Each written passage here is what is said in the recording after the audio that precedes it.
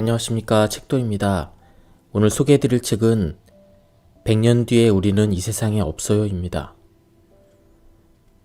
저자는 리처드 칼슨, 출판사는 마인드 빌딩입니다. 조금만 생각해보면 정말 별것 아닌 일인데 그 일에 빠져 허우적 될 때가 있습니다. 사소한 문제와 걱정에 집중하다가 결국 균형 감각을 잃고 일을 엉망으로 만들어 버리는 거죠. 예를 들어 심한 교통체증 때문에 짜증이 난 상황에서 마침 내 앞에 끼어들기를 하는 차가 있다고 칩시다. 그런 경우 대개 그 일을 그냥 흘려보내지 못하고 화를 내게 됩니다. 그렇게 성질을 부리는 자신을 정당화하면서까지 말이죠. 심지어 한참 시간이 흐른 뒤에도 그 일을 곱씹으면서 글쎄 그 차가 말이야 라며 분통을 터뜨리기도 합니다. 앞차가 저렇게 운전하다가 어디서 사고를 내든 말든 지금은 그냥 끼어들게 내버려 두면 어떨까요? 혹은 다급한 상황 때문에 서둘러야 하는 고통을 공감하면서 일말의 동정심을 가져본다면요. 이러면 평안한 마음도 유지하면서 남의 일이 내 문제가 되는 상황도 피할 수 있겠습니다. 우리의 일상에는 이런 사소한 일들이 매일 일어납니다. 길게 늘어선 줄에서 한없이 기다려야 한다거나 자신의 잘못이 아닌데도 부당한 비난을 듣게 되거나 공정하지 못하게 일이 분배되어 대부분을 혼자 처리해야 되는 등 이런 사례는 수도 없이 많습니다. 이런 사소한 것들에 대해서 쓸데없이 걱정하고 짜증내지 않는 법을 배운다면 엄청난 보상이 돌아올 겁니다. 소중한 삶의 에너지를 사소한 일에 목숨 거는 데 사용하는 사람들이 너무 많습니다. 인생이 선사하는 마법과 아름다움을 놓쳐버리고 있습니다. 이제부터라도 사소한 것에 목숨을 걸지 않겠다는 목표를 세우고 그런 삶을 사는데 전념한다면 더 친절하고 멋진 사람이 되는데 쓸 수 있는 에너지를 훨씬 많이 갖게 될 것입니다. 저는 아직까지 온전히 내적 평화를 이룬 완벽주의자를 만나본 적이 없습니다. 완벽하고 싶은 욕구와 내면의 평온은 늘 서로 충돌하기 마련입니다. 지금 있는 그대로가 아니라 더 나은 특정한 모습으로 바꿔야 한다는 생각이 사로잡힌다면 우리는 결국 질 수밖에 없는 싸움을 하는 셈입니다. 현재 가진 것에 만족하고 감사하지 못한 채 어떻게 고쳐야 할지만 집착하는 것입니다. 이렇게 잘못에만 집착한다면 결국 불만족과 불안에 휩싸이고 맙니다. 삶의 문제에만 몰두하고 지나치게 집착하지 말아야 합니다. 어떤 일을 좀 더 잘할 수 있는 방법이야 늘 있게 마련이지만 약간 부족하다고 해도 이미 가진 것들에 감사하거나 즐거워하지 못할 이유는 없다는 것입니다. 타인에 대한 동정심을 키우는 것만큼 인생에 대한 관점을 발전시키는데 도움이 되는 건 없습니다. 동정심이란 곧 공감입니다. 남에게 동정심을 갖는다는 것은 자신을 그 사람의 입장에 두고 자기에게만 초점을 맞추지 않고 저런 공경에 빠지면 어떤 기분일지 상상해보고 동시에 그런 공경 가운데 놓인 사람들에게 인정을 베푸는 겁니다.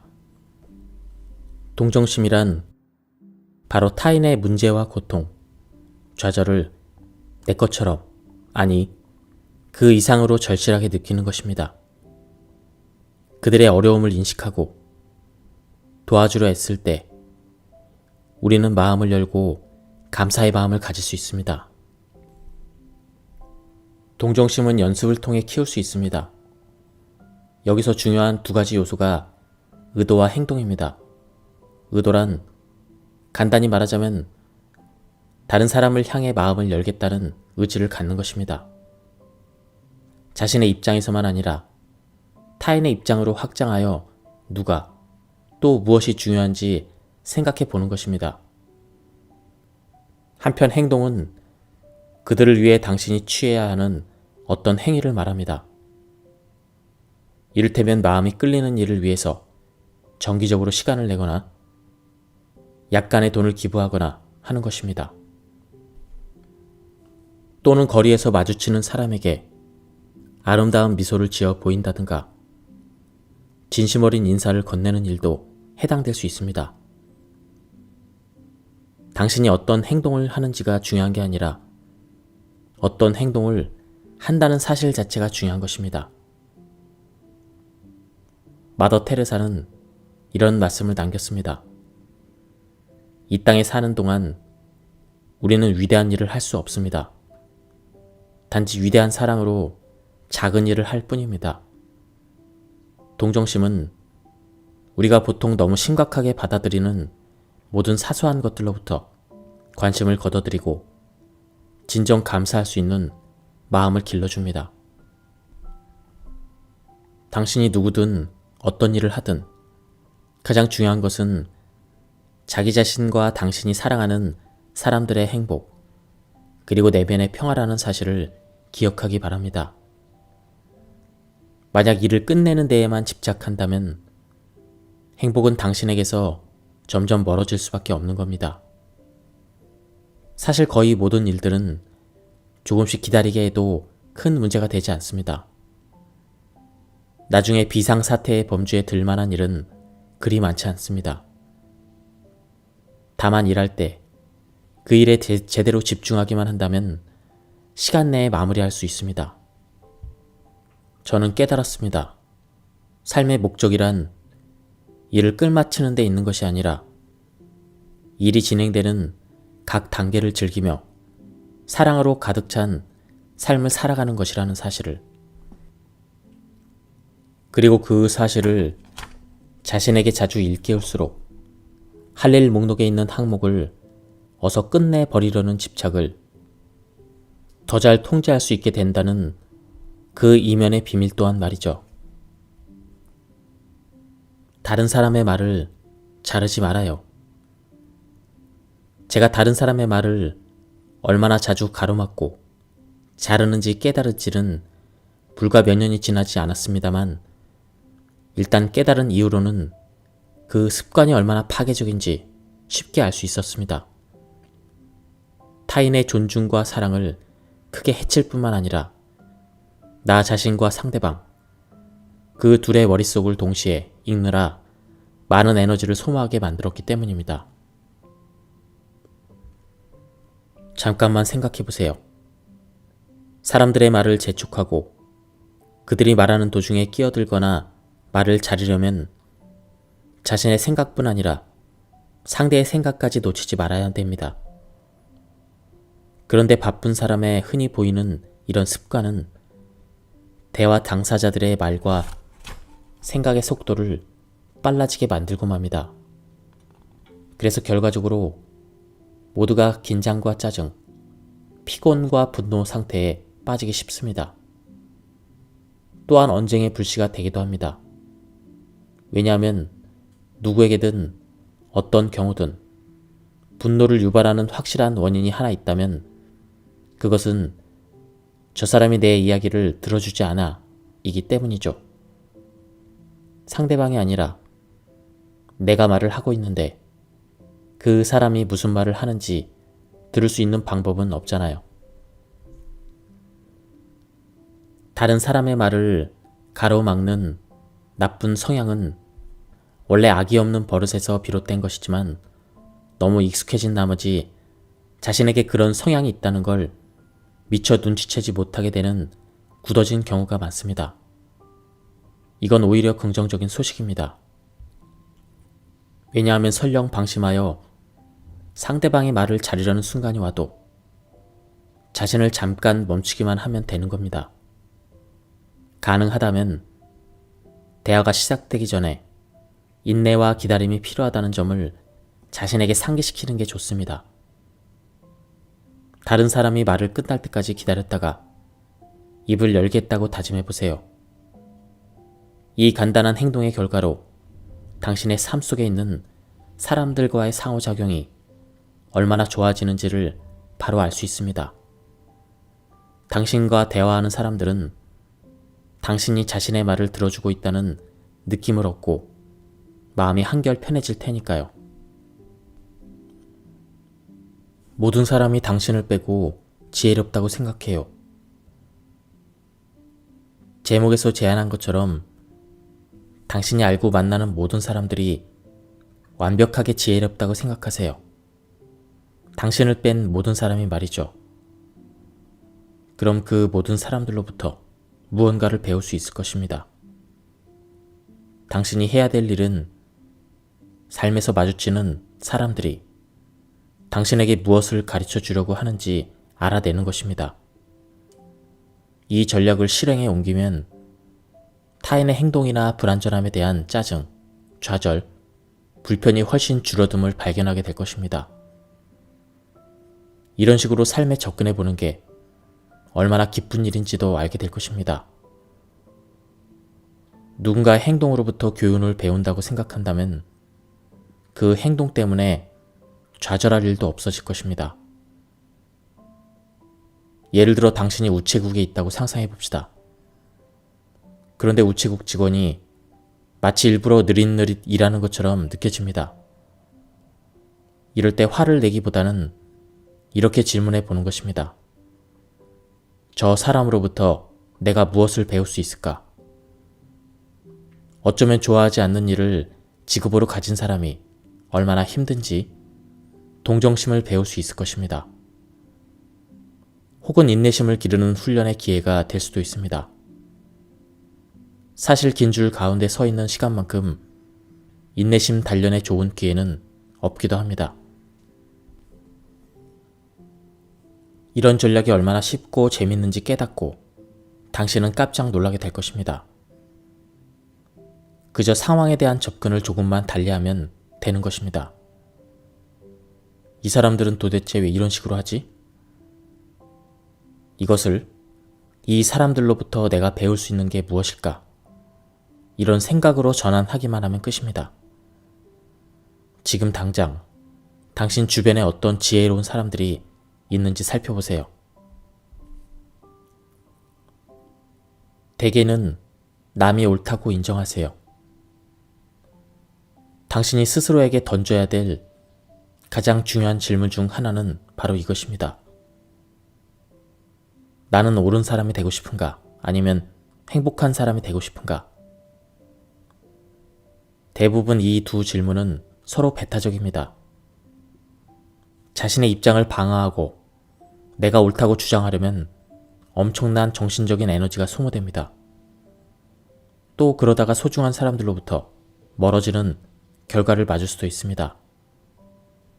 내가 옳다는 주장은 곧 상대방의 잘못이라는 의미이며 이런 태도는 상대로 하여금 방어적인 태도를 취하게 만듭니다. 또한 자신 역시 방어적인 태도를 취할 수밖에 없기 때문에 압박감이 듭니다. 그런데도 저를 포함한 많은 이들이 자신이 옳다는 것을 입증하고 상대의 잘못을 지적하기 위해서 엄청난 시간과 에너지를 쏟아붓습니다. 당신이 정말 중요하게 생각하는 철학적인 입장이나 의견을 버릴 필요는 없습니다. 하지만 그 외에 대개는 다른 사람들이 옳다고 인정해주는 일을 오늘부터 당장 실천해보세요. 인내심은 다른 사람들로부터 순수함을 발견할 수 있게 해줍니다. 저와 제 아내에게는 4살과 7살인 두 아이가 있습니다. 이 책을 쓰는 동안 4살 배기 딸은 자주 작업실로 들어와서 글 쓰는 걸 방해하곤 했습니다. 작가에게는 성가신 일이지만 저는 딸 아이의 방해로 인해 생기는 부정적인 결과보다 아이의 행동에 담긴 순수함에 초점을 맞춰야 한다는 걸 배웠습니다. 이를테면 기한 내에 일을 끝내지 못한다거나 떠오른 생각을 놓친다거나 이런 부정적인 결과에는 아예 신경을 쓰지 않는 것이죠. 딸아이가 제 작업실로 들어온 이유는 저를 사랑하기 때문이지 제 일을 엉망으로 망쳐놓으려는 음모를 꾸몄기 때문은 아니니까요. 아이의 행동이 가진 순수한 동기에 초점을 맞추니 곧바로 제게 인내심이 솟아납니다. 그리고 온 관심을 바로 그 순간에 완전히 집중할 수 있었습니다. 짜증은커녕 이렇게 아름다운 딸이 있어 내가 얼마나 행복한지를 다시 한번 떠올리게 됐습니다. 우리가 다른 사람을 대할 때 그 사람을 충분히 깊숙이 들여다본다면 그의 순수한 동기를 발견할 수 있습니다. 심지어 좌절과 절망을 느낄 만한 상황이라도 말이죠. 인내심을 발휘하겠다는 의지는 특히 짧은 시간 동안만 참으면 된다는 생각만으로도 즉각 인내력을 강화시킵니다. 인내심은 성공에 이르는 매우 특별한 덕목입니다. 5분 동안은 누가 뭐래도 참겠다는 목표를 일단 이루어냈다면 당신은 자신이 더 긴 시간도 인내할 수 있는 사람이라는 사실을 자각하게 될 것입니다. 그렇게 시간이 흐를수록 점점 더 인내심이 강한 사람이 되어갈 것입니다. 저는 어린 자녀들을 두고 있기에 인내의 기술을 연습할 기회가 수없이 많습니다. 예를 들면 중요한 전화를 걸려고 하는데 두 딸이 제게 질문 공세를 던지는 거죠. 저는 그럴 때 스스로에게 이렇게 말합니다. 지금은 인내심을 훈련할 수 있는 최고의 시간이다. 앞으로 30분 동안 가능한 최대한 인내심을 발휘하도록 노력해보자. 이렇게 열심히 노력한 결과 이제 저는 30분을 너끈히 견뎌낼 수 있게 되었습니다. 농담이 아닙니다. 이런 연습은 분명 효과가 있습니다. 우리 가족끼리도 효과를 발휘합니다. 제가 화나 짜증을 내지 않고 침착함을 유지하기 때문에 흥분 상태일 때에 비하면 아이들의 행동을 훨씬 효과적으로 통제할 수 있었습니다. 당신이 가장 먼저 할 일은 통제 불능 상태가 되기 전에 자신이 받는 스트레스를 빨리 알아차리는 것입니다. 마음이 너무 조급히 움직인다고 느껴진다면 바로 그때가 한 걸음 뒤로 물러서서 자세를 다시 바로잡을 때인 겁니다. 일정 관리가 불가능해지고 할 일 목록 때문에 짜증이 난다면 소매를 걷어붙이고 일에 달려들기보다는 마음속으로 몇 번의 심호흡을 하면서 잠깐이나마 산책을 하는 편이 더 좋습니다. 스트레스가 통제 불능 상태에 빠지기 전에 먼저 자신의 상태를 알아차린다면 마치 언덕 아래로 굴러 내려가는 눈덩이와 비슷해 보일 겁니다. 눈덩이 크기가 작을 때는 통제하기가 쉽습니다. 하지만 구르는 힘에 가속도가 붙으면 눈덩이를 멈추기란 불가능해지고 맙니다. 모든 일을 다 해내지 못할까봐 걱정할 필요는 없습니다. 마음이 정돈되고 평화로워지면 스트레스는 줄어들고 그러면 더 효과적으로 즐겁게 일할 수 있을 테니까요. 스트레스를 견디려는 노력 자체를 줄일 때 스트레스가 훨씬 줄어듦을 깨닫게 될 것이고 남은 스트레스를 다룰 수 있는 창의적인 아이디어도 떠오를 것입니다. 짜증나는 사람을 악이나 노인이라고 상상해보세요. 제가 이 기술을 배운 것은 거의 20년 전입니다. 다른 사람 때문에 화가 치솟을 때 그 감정을 없애는데 효과가 좋은 기술이죠. 먼저 당신을 화나게 만드는 누군가를 한번 떠올려 보세요. 그런 다음 눈을 감고 그 사람이 어린 아기라고 상상해 보는 겁니다.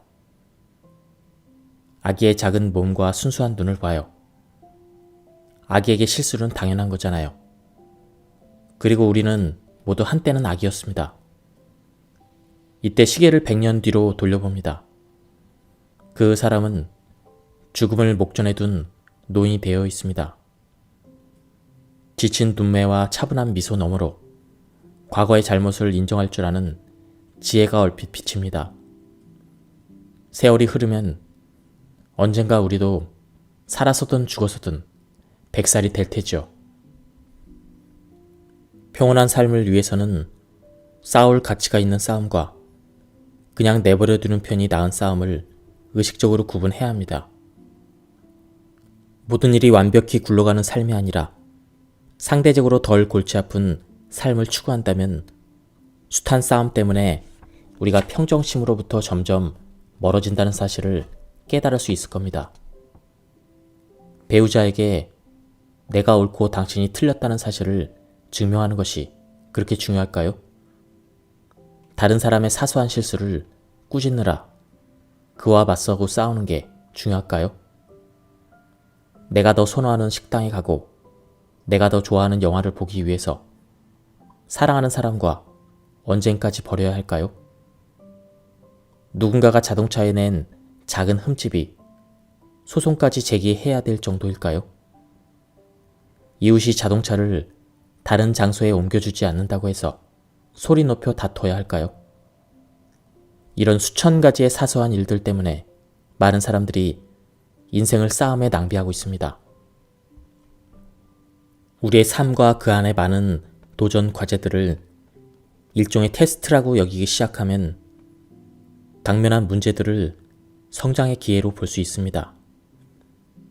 당신에게 갖가지 책임질 일들과 극복하기 힘든 장애물에 폭격이 떨어진다 해도 실제 전투가 아닌 그냥 하나의 테스트에 불과하다고 생각한다면 그 역경을 넘어 성공할 수 있는 기회 또한 항상 열려있다는 믿음이 찾아오게 됩니다. 삶에서 직면하는 모든 문제가 생존을 위해 반드시 이겨야만 하는 전투라고 여긴다면 그 인생 여정은 매우 험난해질 것입니다. 그렇다면 당신이 행복해질 수 있는 유일한 방법은 모든 문제를 완벽하게 해결하는 것 뿐입니다. 하지만 이런 일은 매우 드물다는 사실을 우리 모두 잘 알고 있습니다.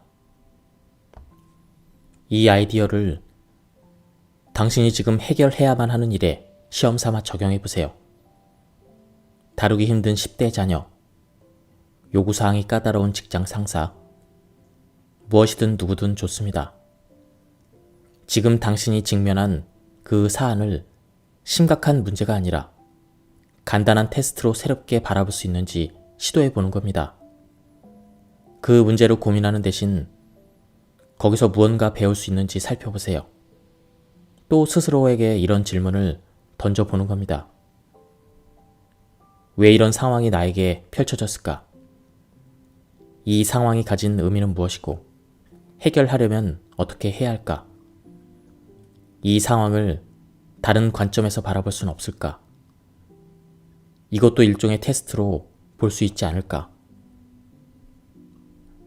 비록 아무런 악의가 담겨있지 않다고 해도 남의 잘못을 찾고자 하는 태도는 자신도 모르게 삶을 대하는 습관으로 자리 잡기 쉽습니다. 다른 사람에게 문제가 생기지 않도록 그의 잘못을 미리 지적한다고 해도 그 사람에게 도움이 되지는 않습니다. 오히려 당신이 비판적인 사람이라는 인상을 상대방에게 각인시켜 줄 뿐입니다.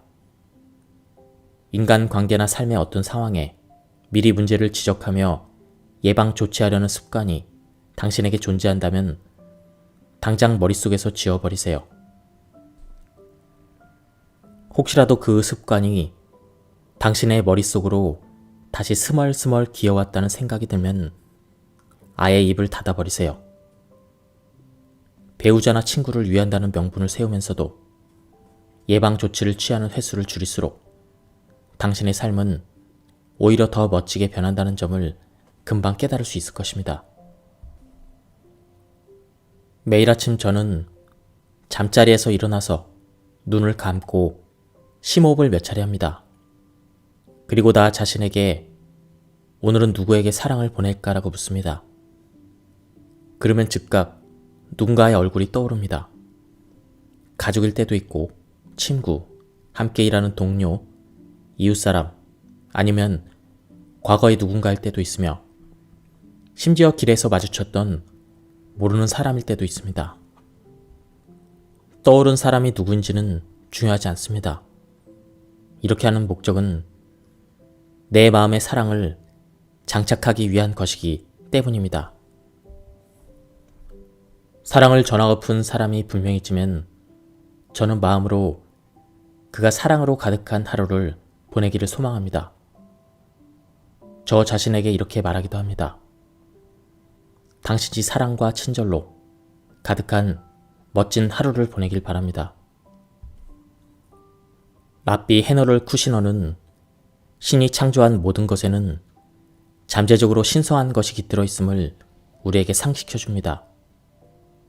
인간으로서 우리에게 주어진 과제는 성스러워 보이지 않는 상황에서도 신성함을 발견하는 일이라고 하면서 우리가 그럴 수 있을 때 우리의 영혼 또한 고양될 것이라고 주장합니다. 아름다운 일출이나 봉우리에 눈이 덮인 산, 건강한 아이의 미소 또는 바닷가 모래 위로 부서지는 파도, 이런 것들로부터 조물주가 만든 아름다움을 찾아내기는 쉽습니다. 하지만 쓰디쓴 인생의 교훈이나 비극적인 가족 문제 또는 생존을 위한 몸부림처럼 가혹한 상황에서도 성스러운 아름다움을 당신은 찾아낼 수 있는가요? 일상의 어디에든 깃들어 있는 성스러움을 찾아내려는 소망으로 우리 삶이 충만해질 때 일종의 마법이 일어나기 시작합니다. 그 전에는 좀처럼 일어나지 않았던 일상에 파묻혀 있던 영혼이 고양되는 모습을 비로소 목격할 수 있게 됩니다. 세상 모든 것에 신의 지문이 묻어 있다. 이 사실을 떠올리기만 해도 삶의 모든 게 특별해 보입니다. 까다롭게 구는 사람 때문에 힘들어하고 매달 이런저런 청구서와 고지서를 처리하느라 허리가 휘는 와중에도 우리가 이 영혼의 진실을 기억하기만 한다면 인생을 바라보는 좀 더 넓은 시야를 누릴 수 있습니다. 당신을 힘들게 하는 사람도 신의 피조물이며 갖가지 비용을 지불하느라 허덕이고 있는 상황에 휩싸여 있어도 당신은 신에게 축복받는 존재라는 점을 깨닫게 됩니다. 당신의 마음 저 깊은 곳에 세상 모든 것에는 신의 지문이 묻어 있다는 사실을 꼭 기억해 두길 바랍니다. 비록 우리가 어떤 대상으로부터 전혀 아름다움을 느끼지 못할지라도 그 대상의 내면에 아름다움이 존재하지 않는다고는 할 수 없습니다. 오히려 그 아름다움을 볼 수 있는 더 넓은 관점을 우리가 갖추지 못했거나 그것을 발견해낼 수 있도록 충분히 주의를 깊게 살피지 않았다는 의미인 겁니다. 유리잔이 이미 깨져 있다고 생각해 보세요. 오늘날과 같은 현대 사회를 놓고 보면 모든 자동차, 모든 기계, 모든 옷까지는 생산되고 낡으며 결국에는 먼지로 돌아갑니다. 그저 시간 문제일 뿐입니다.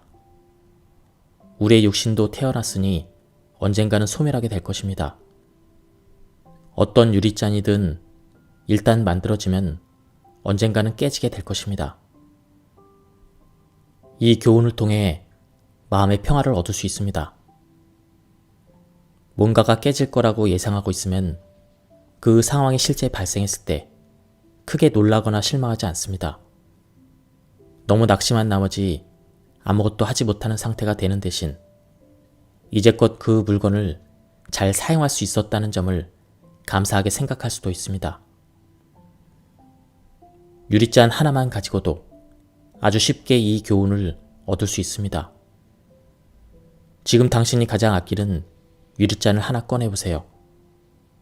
그리고 잠시 잔을 바라보면서 그 아름다움과 지금까지 그 잔이 당신의 삶에서 담당해온 역할에 대해서 감사하는 시간을 가져봅니다.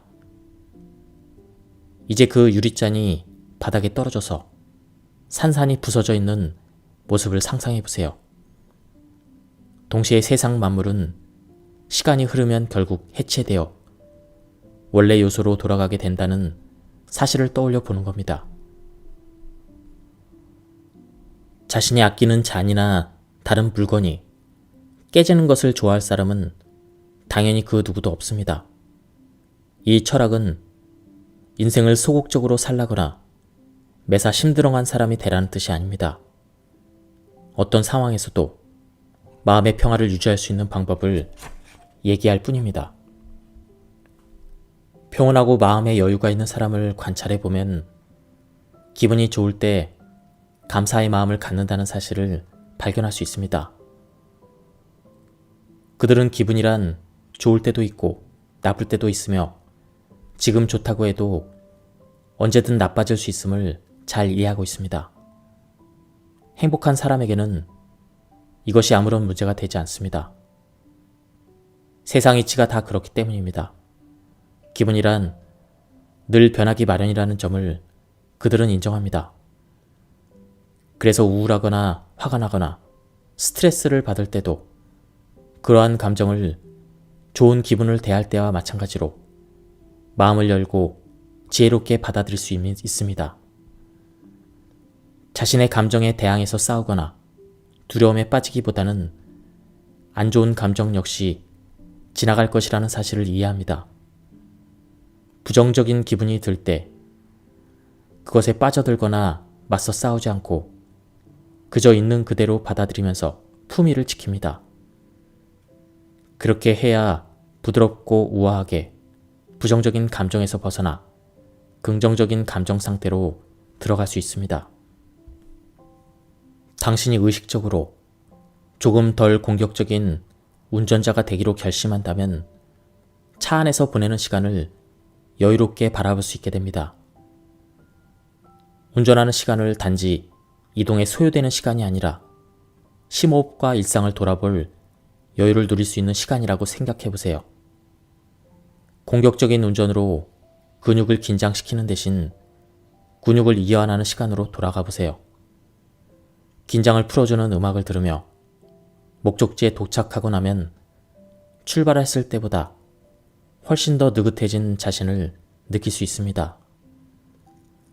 당신의 인생에서 운전하느라 보내는 시간이 차지하는 비중은 상당히 클 것입니다.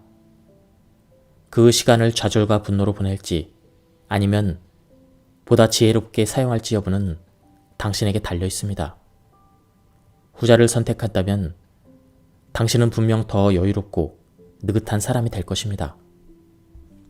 태풍의 눈이라는 것이 있습니다. 태풍의 가운데는 굉장히 평온한 부분이 있습니다.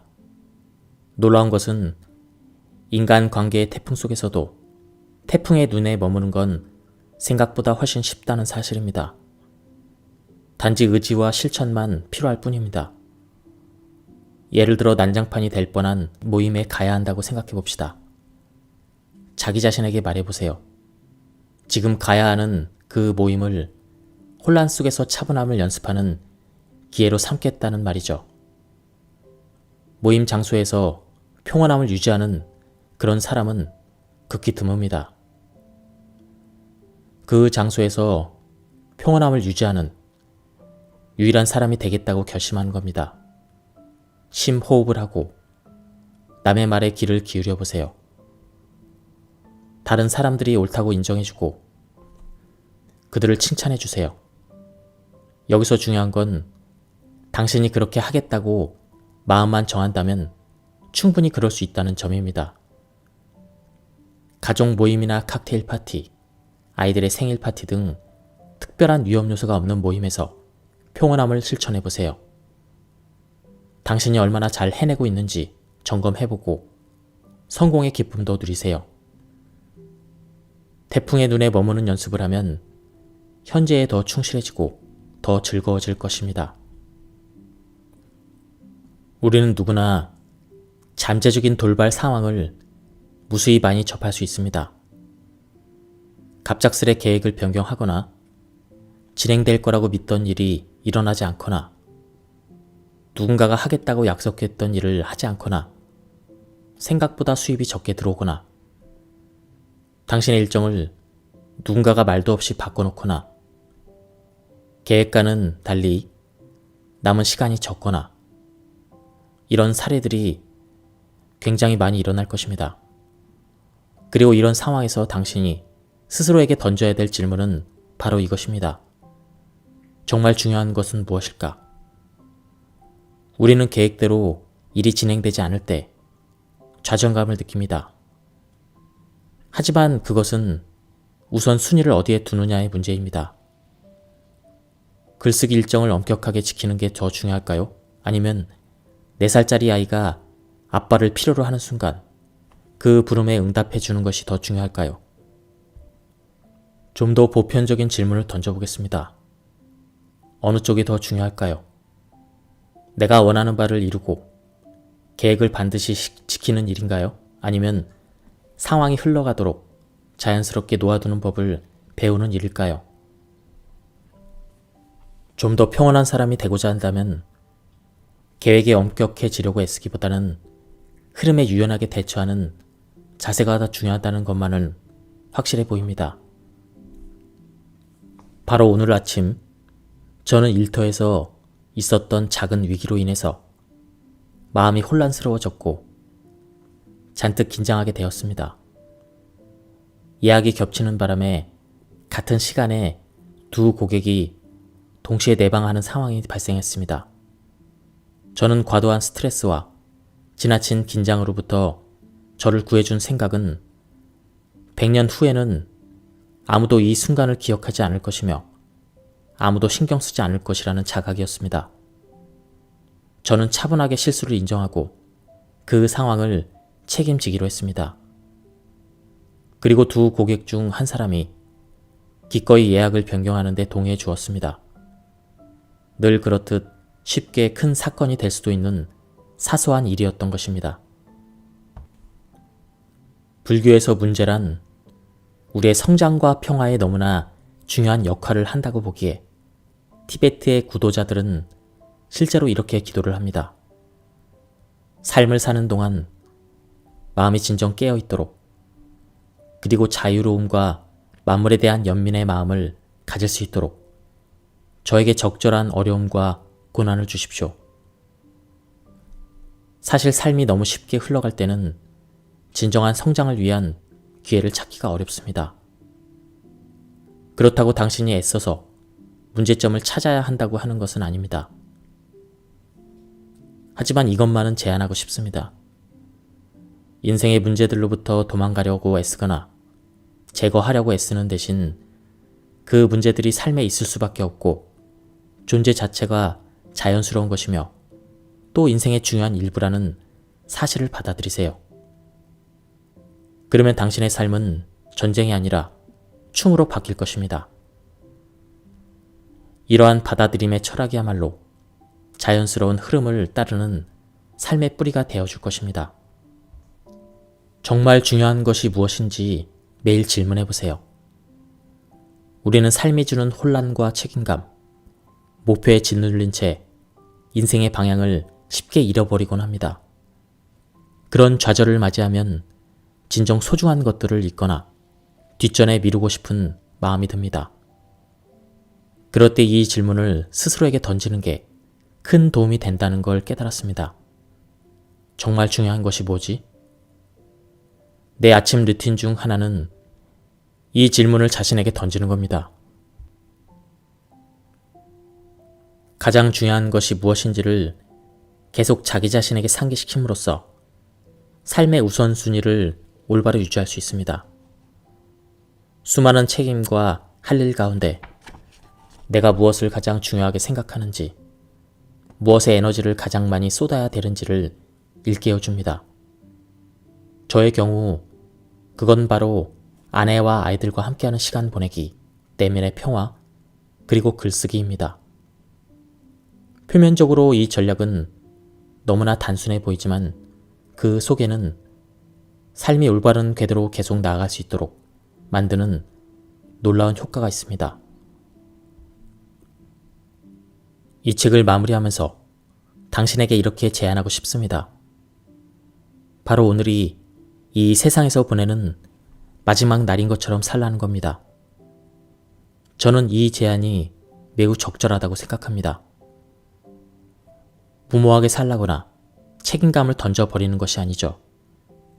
그저 삶이 진정 얼마나 중요한지를 당신에게 스스로 일깨워주고 싶을 뿐입니다. 언젠가 제 친구 중 하나가 이렇게 말했습니다. 인생은 심각하게 살기엔 너무나 소중하다. 예, 지금까지 이 책에 대한 리뷰를 모두 마쳤습니다. 이 책은 20주년 판으로 새롭게 개정 증보판으로 나온 그런 책입니다. 원래 제목은 사소한 것에 목숨 걸지 말아요입니다. 이 책을 요즘 시대에 맞게 각색해서 다시 번역해서 나온 그런 책입니다. 책 내용이 굉장히 좋았습니다. 제가 요약 발췌해서 읽었기 때문에 많은 부분이 생략되었습니다. 한번 책을 구해서 읽어보실 것을 추천드립니다. 예, 여기서 리뷰를 마치도록 하겠습니다. 감사합니다. 안녕하십니까, 책도입니다. 오늘 소개해드릴 책은 100년 뒤에 우리는 이 세상에 없어요 입니다. 저자는 리처드 칼슨, 출판사는 마인드 빌딩입니다. 조금만 생각해보면 정말 별것 아닌 일인데 그 일에 빠져 허우적 될 때가 있습니다. 사소한 문제와 걱정에 집중하다가 결국 균형 감각을 잃고 일을 엉망으로 만들어 버리는 거죠. 예를 들어 심한 교통체증 때문에 짜증이 난 상황에서 마침 내 앞에 끼어들기를 하는 차가 있다고 칩시다. 그런 경우 대개 그 일을 그냥 흘려보내지 못하고 화를 내게 됩니다. 그렇게 성질을 부리는 자신을 정당화하면서까지 말이죠. 심지어 한참 시간이 흐른 뒤에도 그 일을 곱씹으면서 글쎄 그 차가 말이야 라며 분통을 터뜨리기도 합니다. 앞차가 저렇게 운전하다가 어디서 사고를 내든 말든 지금은 그냥 끼어들게 내버려 두면 어떨까요? 혹은 다급한 상황 때문에 서둘러야 하는 고통을 공감하면서 일말의 동정심을 가져본다면요. 이러면 평안한 마음도 유지하면서 남의 일이 내 문제가 되는 상황도 피할 수 있겠습니다. 우리의 일상에는 이런 사소한 일들이 매일 일어납니다. 길게 늘어선 줄에서 한없이 기다려야 한다거나 자신의 잘못이 아닌데도 부당한 비난을 듣게 되거나 공정하지 못하게 일이 분배되어 대부분을 혼자 처리해야 되는 등 이런 사례는 수도 없이 많습니다. 이런 사소한 것들에 대해서 쓸데없이 걱정하고 짜증내지 않는 법을 배운다면 엄청난 보상이 돌아올 겁니다. 소중한 삶의 에너지를 사소한 일에 목숨 거는 데 사용하는 사람들이 너무 많습니다. 인생이 선사하는 마법과 아름다움을 놓쳐버리고 있습니다. 이제부터라도 사소한 것에 목숨을 걸지 않겠다는 목표를 세우고 그런 삶을 사는데 전념한다면 더 친절하고 멋진 사람이 되는데 쓸 수 있는 에너지를 훨씬 많이 갖게 될 것입니다. 저는 아직까지 온전히 내적 평화를 이룬 완벽주의자를 만나본 적이 없습니다. 완벽하고 싶은 욕구와 내면의 평온은 늘 서로 충돌하기 마련입니다. 지금 있는 그대로가 아니라 더 나은 특정한 모습으로 바꿔야 한다는 생각에 사로잡힌다면 우리는 결국 질 수밖에 없는 싸움을 하는 셈입니다. 현재 가진 것에 만족하고 감사하지 못한 채 어떻게 고쳐야 할지만 집착하는 것입니다. 이렇게 잘못에만 집착한다면 결국 불만족과 불안에 휩싸이고 맙니다. 삶의 문제에만 몰두하고 지나치게 집착하지 말아야 합니다. 어떤 일을 좀 더 잘할 수 있는 방법이야 늘 있게 마련이지만 약간 부족하다고 해도 이미 가진 것들에 감사하거나 즐거워하지 못할 이유는 없다는 것입니다. 타인에 대한 동정심을 키우는 것만큼 인생에 대한 관점을 발전시키는데 도움이 되는 건 없습니다. 동정심이란 곧 공감입니다. 남에게 동정심을 갖는다는 것은 자신을 그 사람의 입장에 두고 자기에게만 초점을 맞추지 않고 저런 공경에 빠지면 어떤 기분일지 상상해보고 동시에 그런 공경 가운데 놓인 사람들에게 인정을 베푸는 겁니다. 동정심이란 바로 타인의 문제와 고통, 좌절을 내 것처럼, 아니 그 이상으로 절실하게 느끼는 것입니다. 그들의 어려움을 인식하고 도와주려 애쓸 때 우리는 마음을 열고 감사의 마음을 가질 수 있습니다. 동정심은 연습을 통해 키울 수 있습니다. 여기서 중요한 두 가지 요소가 의도와 행동입니다. 의도란 간단히 말하자면 다른 사람을 향해 마음을 열겠다는 의지를 갖는 것입니다. 자신의 입장에서만 아니라 타인의 입장으로 확장하여 누가 또 무엇이 중요한지 생각해 보는 것입니다. 한편 행동은 그들을 위해 당신이 취해야 하는 어떤 행위를 말합니다. 이를테면 마음이 끌리는 일을 위해서 정기적으로 시간을 내거나 약간의 돈을 기부하거나 하는 것입니다. 또는 거리에서 마주치는 사람에게 아름다운 미소를 지어 보인다든가 진심 어린 인사를 건네는 일도 해당될 수 있습니다. 당신이 어떤 행동을 하는지가 중요한 게 아니라 어떤 행동을 한다는 사실 자체가 중요한 것입니다. 마더 테레사는 이런 말씀을 남겼습니다. 이 땅에 사는 동안 우리는 위대한 일을 할 수 없습니다. 단지 위대한 사랑으로 작은 일을 할 뿐입니다. 동정심은 우리가 보통 너무 심각하게 받아들이는 모든 사소한 것들로부터 관심을 걷어들이고 진정 감사할 수 있는 마음을 길러줍니다.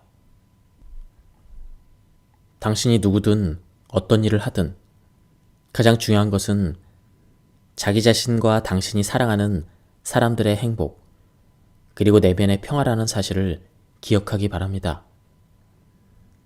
만약 일을 끝내는 데에만 집착한다면 행복은 당신에게서 점점 멀어질 수밖에 없는 겁니다.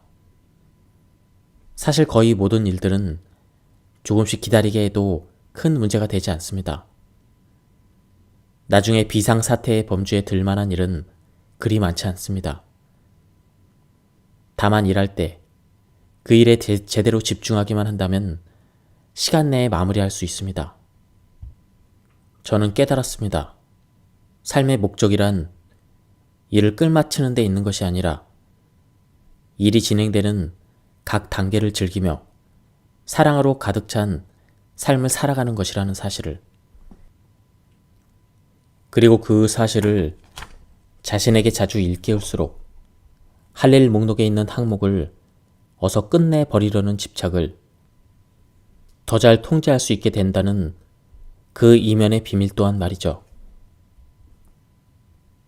다른 사람의 말을 자르지 말아요. 제가 다른 사람의 말을 얼마나 자주 가로막고 자르는지 깨달을지는 불과 몇 년이 지나지 않았습니다만 일단 깨달은 이후로는 그 습관이 얼마나 파괴적인지 쉽게 알 수 있었습니다. 타인의 존중과 사랑을 크게 해칠 뿐만 아니라 나 자신과 상대방, 그 둘의 머릿속을 동시에 읽느라 많은 에너지를 소모하게 만들었기 때문입니다. 잠깐만 생각해 보세요. 사람들의 말을 재촉하고 그들이 말하는 도중에 끼어들거나 말을 자르려면 자신의 생각뿐 아니라 상대의 생각까지 놓치지 말아야 됩니다. 그런데 바쁜 사람의 흔히 보이는 이런 습관은 대화 당사자들의 말과 생각의 속도를 빨라지게 만들고 맙니다. 그래서 결과적으로 모두가 긴장과 짜증, 피곤과 분노 상태에 빠지기 쉽습니다. 또한 언쟁의 불씨가 되기도 합니다. 왜냐하면 누구에게든 어떤 경우든 분노를 유발하는 확실한 원인이 하나 있다면 그것은 저 사람이 내 이야기를 들어주지 않아 이기 때문이죠. 상대방이 아니라 내가 말을 하고 있는데 그 사람이 무슨 말을 하는지 들을 수 있는 방법은 없잖아요. 다른 사람의 말을 가로막는 나쁜 성향은 원래 악이 없는 버릇에서 비롯된 것이지만 너무 익숙해진 나머지 자신에게 그런 성향이 있다는 걸 미처 눈치채지 못하게 되는 굳어진 경우가 많습니다. 이건 오히려 긍정적인 소식입니다. 왜냐하면 설령 방심하여 상대방의 말을 자르려는 순간이 와도 자신을 잠깐 멈추기만 하면 되는 겁니다.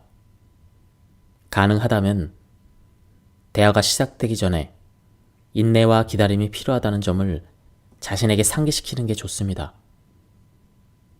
다른 사람이 말을 끝날 때까지 기다렸다가 입을 열겠다고 다짐해보세요. 이 간단한 행동의 결과로 당신의 삶 속에 있는 사람들과의 상호작용이 얼마나 좋아지는지를 바로 알 수 있습니다. 당신과 대화하는 사람들은 당신이 자신의 말을 들어주고 있다는 느낌을 얻고 마음이 한결 편해질 테니까요. 모든 사람이 당신을 빼고 지혜롭다고 생각해요. 제목에서 제안한 것처럼 당신이 알고 만나는 모든 사람들이 완벽하게 지혜롭다고 생각하세요. 당신을 뺀 모든 사람이 말이죠. 그럼 그 모든 사람들로부터 무언가를 배울 수 있을 것입니다. 당신이 해야 될 일은 삶에서 마주치는 사람들이 당신에게 무엇을 가르쳐 주려고 하는지 알아내는 것입니다. 이 전략을 실행에 옮기면 타인의 행동이나 불완전함에 대한 짜증, 좌절, 불편이 훨씬 줄어듦을 발견하게 될 것입니다. 이런 식으로 삶에 접근해 보는 게 얼마나 기쁜 일인지도 알게 될 것입니다. 누군가의 행동으로부터 교훈을 배운다고 생각한다면 그 행동 때문에 좌절할 일도 없어질 것입니다. 예를 들어 당신이 우체국에 있다고 상상해 봅시다. 그런데 우체국 직원이 마치 일부러 느릿느릿 일하는 것처럼 느껴집니다. 이럴 때 화를 내기보다는 이렇게 질문해 보는 것입니다. 저 사람으로부터 내가 무엇을 배울 수 있을까? 어쩌면 좋아하지 않는 일을 직업으로 가진 사람이 얼마나 힘든지 동정심을 배울 수 있을 것입니다. 혹은 인내심을 기르는 훈련의 기회가 될 수도 있습니다. 사실 긴 줄 가운데 서 있는 시간만큼 인내심 단련에 좋은 기회는 없기도 합니다. 이런 전략이 얼마나 쉽고 재밌는지 깨닫고 당신은 깜짝 놀라게 될 것입니다. 그저 상황에 대한 접근을 조금만 달리하면 되는 것입니다. 이 사람들은 도대체 왜 이런 식으로 하지? 이것을 이 사람들로부터 내가 배울 수 있는 게 무엇일까? 이런 생각으로 전환하기만 하면 끝입니다. 지금 당장 당신 주변에 어떤 지혜로운 사람들이 있는지 살펴보세요. 대개는 남이 옳다고 인정하세요. 당신이 스스로에게 던져야 될 가장 중요한 질문 중 하나는 바로 이것입니다. 나는 옳은 사람이 되고 싶은가? 아니면 행복한 사람이 되고 싶은가? 대부분 이 두 질문은 서로 배타적입니다. 자신의 입장을 방어하고 내가 옳다고 주장하려면 엄청난 정신적인 에너지가 소모됩니다. 또 그러다가 소중한 사람들로부터 멀어지는 결과를 맞을 수도 있습니다. 내가 옳다는 주장은 곧 상대방의 잘못이라는 의미이며 이런 태도는 상대로 하여금 방어적인 태도를 취하게 만듭니다. 또한 자신 역시 방어적인 태도를 취할 수밖에 없기 때문에 압박감이 듭니다. 그런데도 저를 포함한 많은 이들이 자신이 옳다는 것을 입증하고 상대의 잘못을 지적하기 위해서 엄청난 시간과 에너지를 쏟아붓습니다. 당신이 정말 중요하게 생각하는 철학적인 입장이나 의견을 버릴 필요는 없습니다. 하지만 그 외에 대개는 다른 사람들이 옳다고 인정해주는 일을 오늘부터 당장 실천해보세요. 인내심은 다른 사람들로부터 순수함을 발견할 수 있게 해줍니다. 저와 제 아내에게는 4살과 7살인 두 아이가 있습니다. 이 책을 쓰는 동안 4살 배기 딸은 자주 작업실로 들어와서 글 쓰는 걸 방해하곤 했습니다. 작가에게는 성가신 일이지만 저는 딸 아이의 방해로 인해 생기는 부정적인 결과보다 아이의 행동에 담긴 순수함에 초점을 맞춰야 한다는 걸 배웠습니다. 이를테면 기한 내에 일을 끝내지 못한다거나 떠오른 생각을 놓친다거나 이런 부정적인 결과에는 아예 신경을 쓰지 않는 것이죠. 딸아이가 제 작업실로 들어온 이유는 저를 사랑하기 때문이지 제 일을 엉망으로 망쳐놓으려는 음모를 꾸몄기 때문은 아니니까요. 아이의 행동이 가진 순수한 동기에 초점을 맞추니 곧바로 제게 인내심이 솟아납니다. 그리고 온 관심을 바로 그 순간에 완전히 집중할 수 있었습니다. 짜증은커녕 이렇게 아름다운 딸이 있어 내가 얼마나 행복한지를 다시 한번 떠올리게 됐습니다. 우리가 다른 사람을 대할 때 그 사람을 충분히 깊숙이 들여다본다면 그의 순수한 동기를 발견할 수 있습니다. 심지어 좌절과 절망을 느낄 만한 상황이라도 말이죠.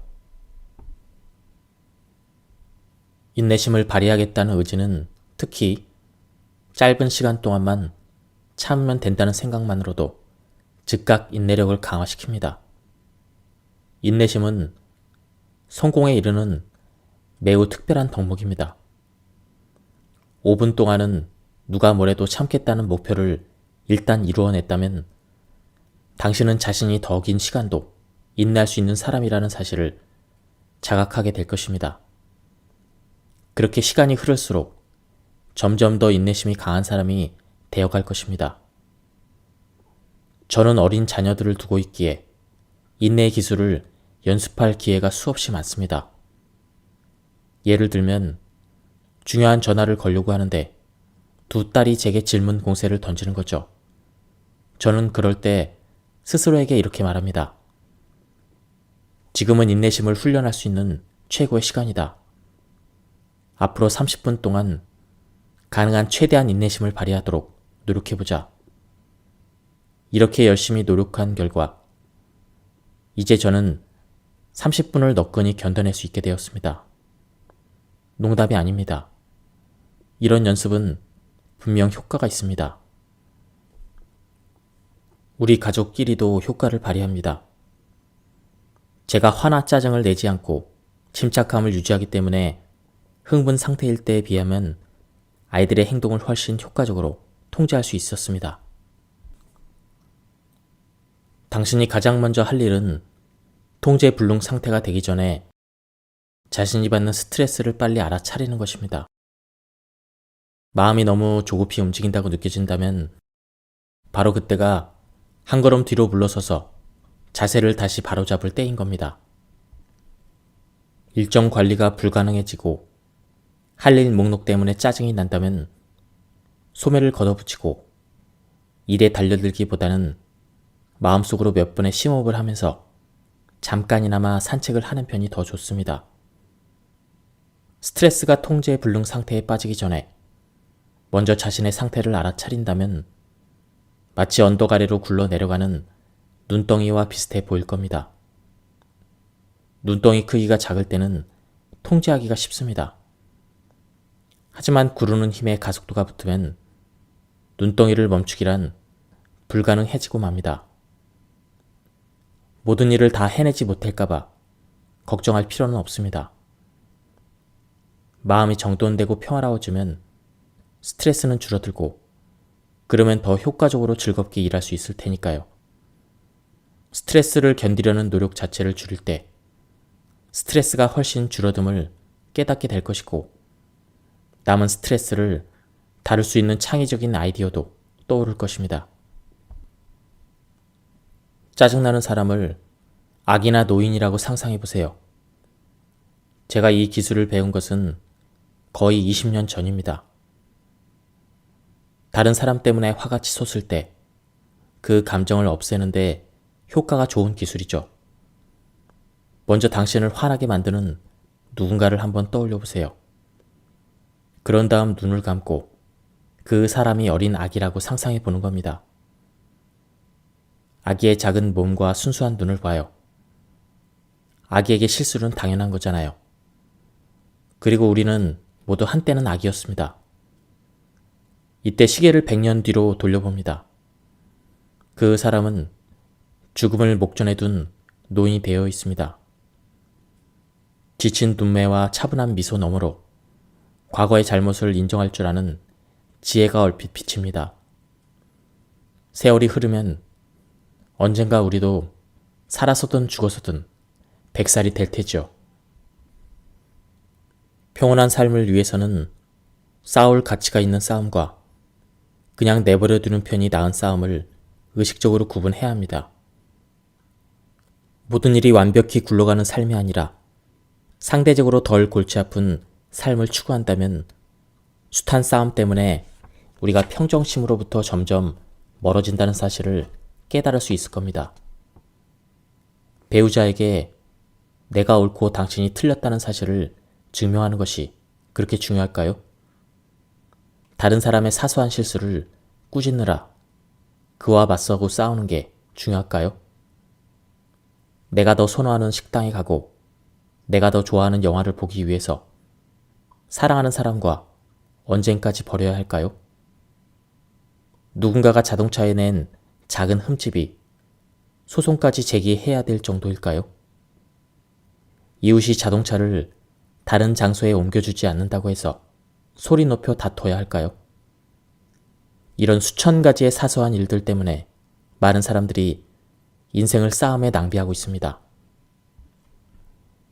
우리의 삶과 그 안에 많은 도전 과제들을 일종의 테스트라고 여기기 시작하면 당면한 문제들을 성장의 기회로 볼 수 있습니다. 당신에게 갖가지 책임질 일들과 극복하기 힘든 장애물에 폭격이 떨어진다 해도 실제 전투가 아닌 그냥 하나의 테스트에 불과하다고 생각한다면 그 역경을 넘어 성공할 수 있는 기회 또한 항상 열려있다는 믿음이 찾아오게 됩니다. 삶에서 직면하는 모든 문제가 생존을 위해 반드시 이겨야만 하는 전투라고 여긴다면 그 인생 여정은 매우 험난해질 것입니다. 그렇다면 당신이 행복해질 수 있는 유일한 방법은 모든 문제를 완벽하게 해결하는 것 뿐입니다. 하지만 이런 일은 매우 드물다는 사실을 우리 모두 잘 알고 있습니다. 이 아이디어를 당신이 지금 해결해야만 하는 일에 시험 삼아 적용해 보세요. 다루기 힘든 10대 자녀, 요구사항이 까다로운 직장 상사, 무엇이든 누구든 좋습니다. 지금 당신이 직면한 그 사안을 심각한 문제가 아니라 간단한 테스트로 새롭게 바라볼 수 있는지 시도해 보는 겁니다. 그 문제로 고민하는 대신 거기서 무언가 배울 수 있는지 살펴보세요.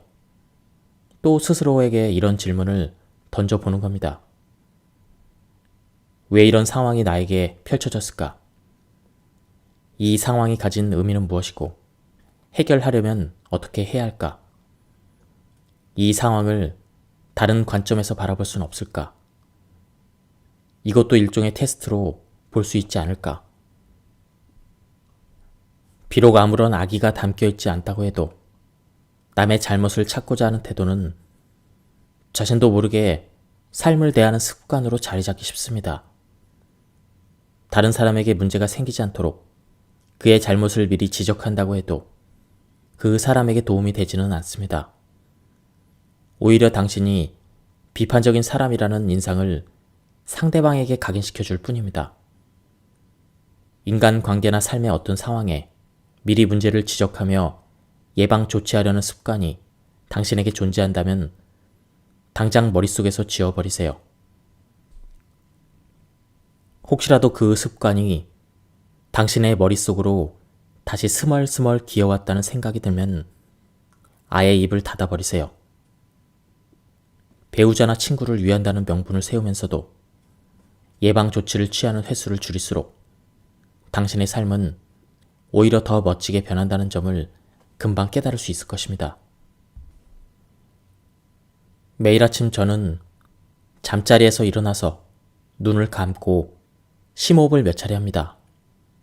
그리고 나 자신에게 오늘은 누구에게 사랑을 보낼까라고 묻습니다. 그러면 즉각 누군가의 얼굴이 떠오릅니다. 가족일 때도 있고 친구, 함께 일하는 동료, 이웃사람, 아니면 과거의 누군가일 때도 있으며 심지어 길에서 마주쳤던 모르는 사람일 때도 있습니다. 떠오른 사람이 누구인지는 중요하지 않습니다. 이렇게 하는 목적은 내 마음의 사랑을 장착하기 위한 것이기 때문입니다. 사랑을 전하고픈 사람이 분명히 있지만 저는 마음으로 그가 사랑으로 가득한 하루를 보내기를 소망합니다. 저 자신에게 이렇게 말하기도 합니다. 당신이 사랑과 친절로 가득한 멋진 하루를 보내길 바랍니다. 랍비 헤너럴 쿠시너는 신이 창조한 모든 것에는 잠재적으로 신성한 것이 깃들어 있음을 우리에게 상기시켜줍니다. 인간으로서 우리에게 주어진 과제는 성스러워 보이지 않는 상황에서도 신성함을 발견하는 일이라고 하면서 우리가 그럴 수 있을 때 우리의 영혼 또한 고양될 것이라고 주장합니다. 아름다운 일출이나 봉우리에 눈이 덮인 산, 건강한 아이의 미소 또는 바닷가 모래 위로 부서지는 파도, 이런 것들로부터 조물주가 만든 아름다움을 찾아내기는 쉽습니다. 하지만 쓰디 쓴 인생의 교훈이나 비극적인 가족 문제 또는 생존을 위한 몸부림처럼 가혹한 상황에서도 성스러운 아름다움을 당신은 찾아낼 수 있는가요? 일상의 어디에든 깃들어 있는 성스러움을 찾아내려는 소망으로 우리 삶이 충만해질 때 일종의 마법이 일어나기 시작합니다. 그 전에는 좀처럼 일어나지 않았던 일상에 파묻혀 있던 영혼이 고양되는 모습을 비로소 목격할 수 있게 됩니다. 세상 모든 것에 신의 지문이 묻어있다. 이 사실을 떠올리기만 해도 삶의 모든 게 특별해 보입니다. 까다롭게 구는 사람 때문에 힘들어하고 매달 이런저런 청구서와 고지서를 처리하느라 허리가 휘는 와중에도 우리가 이 영혼의 진실을 기억하기만 한다면 인생을 바라보는 좀 더 넓은 시야를 누릴 수 있습니다.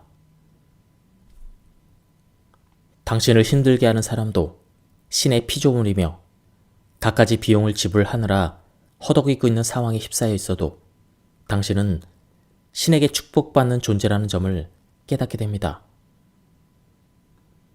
당신의 마음 저 깊은 곳에 세상 모든 것에는 신의 지문이 묻어있다는 사실을 꼭 기억해 두길 바랍니다. 비록 우리가 어떤 대상으로부터 전혀 아름다움을 느끼지 못할지라도 그 대상의 내면에 아름다움이 존재하지 않는다고는 할 수 없습니다. 오히려 그 아름다움을 볼 수 있는 더 넓은 관점을 우리가 갖추지 못했거나 그것을 발견해낼 수 있도록 충분히 주의를 깊게 살피지 않았다는 의미인 겁니다. 유리잔이 이미 깨져 있다고 생각해 보세요.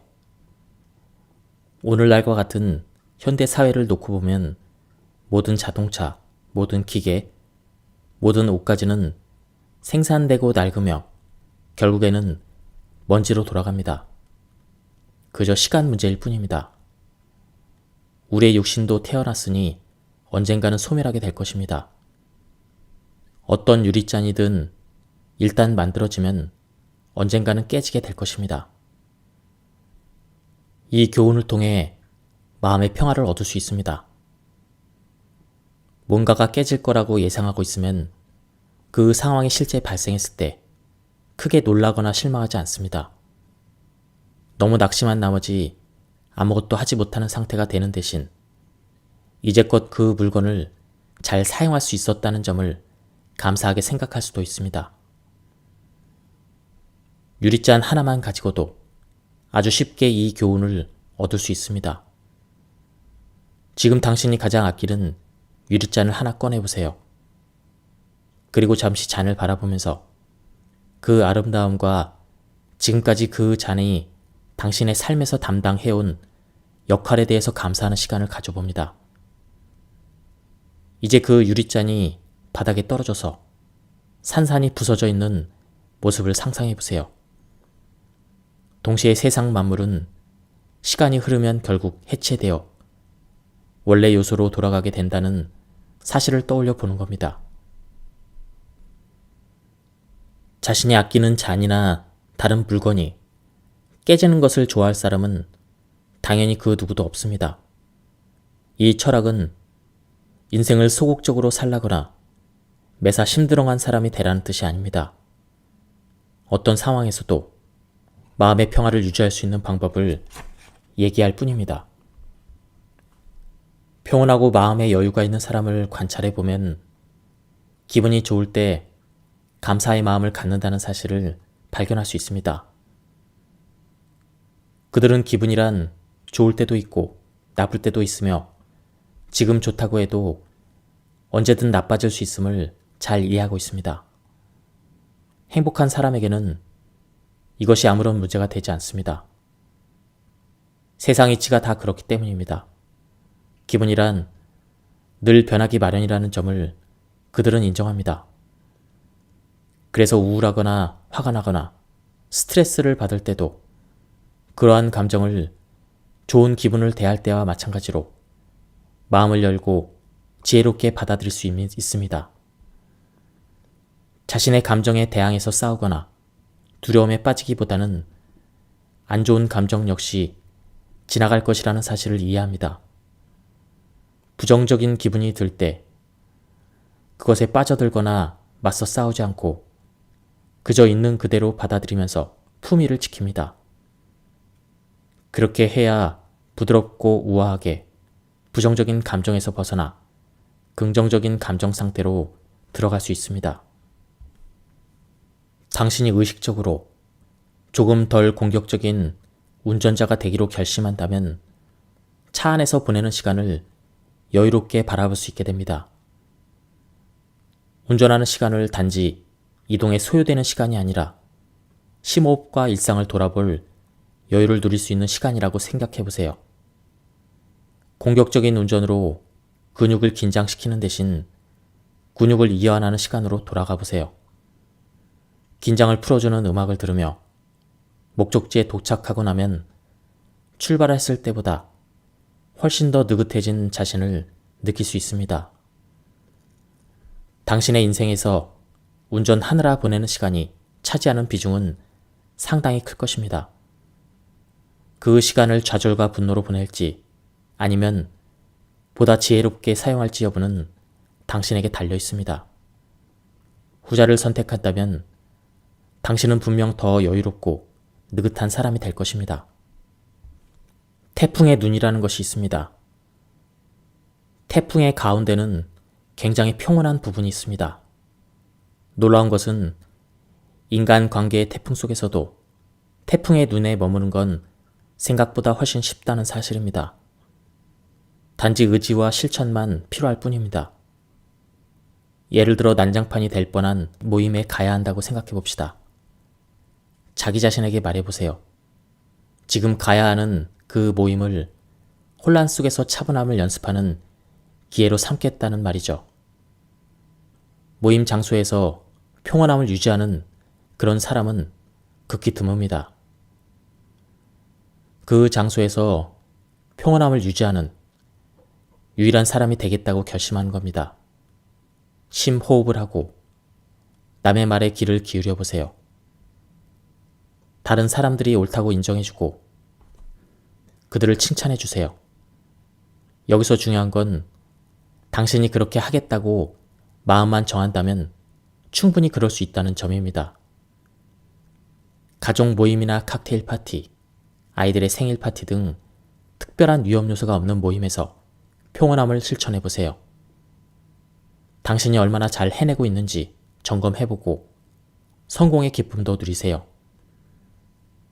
태풍의 눈에 머무는 연습을 하면 현재에 더 충실해지고 더 즐거워질 것입니다. 우리는 누구나 잠재적인 돌발 상황을 무수히 많이 접할 수 있습니다. 갑작스레 계획을 변경하거나 진행될 거라고 믿던 일이 일어나지 않거나 누군가가 하겠다고 약속했던 일을 하지 않거나 생각보다 수입이 적게 들어오거나 당신의 일정을 누군가가 말도 없이 바꿔놓거나 계획과는 달리 남은 시간이 적거나 이런 사례들이 굉장히 많이 일어날 것입니다.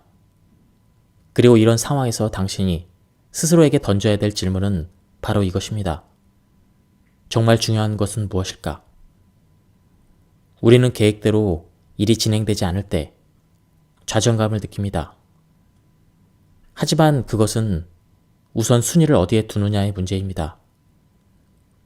글쓰기 일정을 엄격하게 지키는 게 더 중요할까요? 아니면 4살짜리 아이가 아빠를 필요로 하는 순간 그 부름에 응답해 주는 것이 더 중요할까요?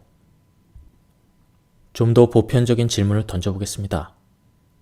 어느 쪽이 더 중요할까요? 내가 원하는 바를 이루고 계획을 반드시 지키는 일인가요? 아니면 상황이 흘러가도록 자연스럽게 놓아두는 법을 배우는 일일까요?